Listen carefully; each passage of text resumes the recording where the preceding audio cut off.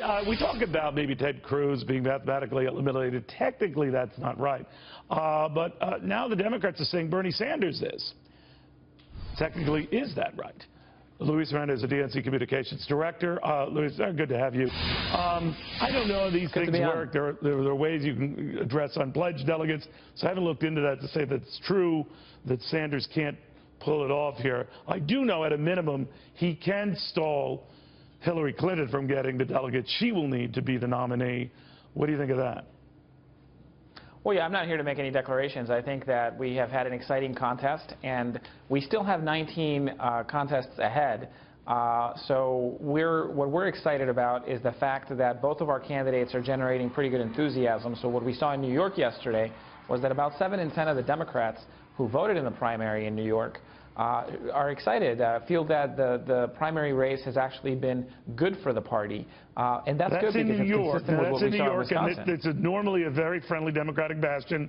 The numbers, the turnout numbers, though, more to the point, have been rather depressing for Democrats. Now, by the way, the comparison is with 8 years ago when it was a unique situation, I grant you. But the Republicans' turnout, maybe buoyed by Mr. Trump, maybe just the sheer number of candidates first in the race, maybe the early anger, it's been much stronger. Does that worry you? You raised two really good points, and I think on the first one, Wisconsin was consistent with New York in terms of those 7 in 10 who are excited or optimistic about our candidates. So we see it as a much broader trend, and also in the things that we're looking at in terms of our data.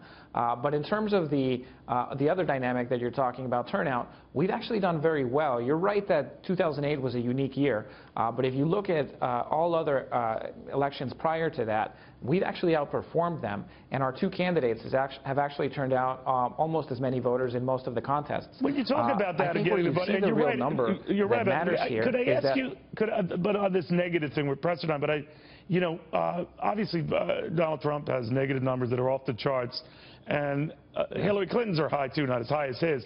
But does that help her if she's pitted against someone like that? Because she could acknowledge, yeah, I do have high negatives, but his are much higher. Because the only difference I see is that his are very high, but he still has time, since he's kind of new in the eyes of the American people, to massage them, to bring them down. Hillary Clinton, sometimes I suspect, are kind of etched in stone. What do you think? I think that what we've seen in this campaign is that there's been a lot of ugly campaigning, and that's led to, I think, some of the numbers that we're seeing. You saw Kevin McCarthy, the majority leader of the Republicans in the House, say that the entire purpose of the Benghazi committee was to lower Hillary Clinton's poll numbers.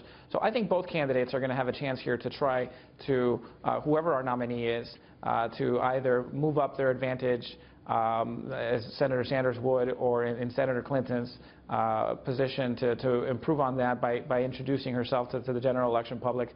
But I think what we're looking at really right now is that we do have energy because, to go back to the point that you were making, Senator Clinton's actually earned more than 10 million votes at this point, more than Donald Trump, while Senator Sanders has earned more votes than Ted Cruz or John Kasich. Well, we should preface here, of course, that was a crowded Republican field with 17 at its height. You're obviously not going to get as many votes. It was, sure, but I think it's done pretty well in terms of where we are. But looking at the general election, it is a reset. So whoever our nominee is and whoever the Republican nominee is, and it certainly looks like it's Donald Trump after last night, it's going to be very hard for them to take the nomination away from him after he's basically mathematically eliminated the others. There are differences in that party, and they have to shake hands and make up. Easier said than done. There are differences in your party where a third of Sanders supporters say they'd never vote for Hillary Clinton. So there's some, ego stroke here. Something has to go on in your party as well. But they can sort this out. We'll see what happens. Thank you very much. We'll see. Thanks for having me on, Neil. Good having you.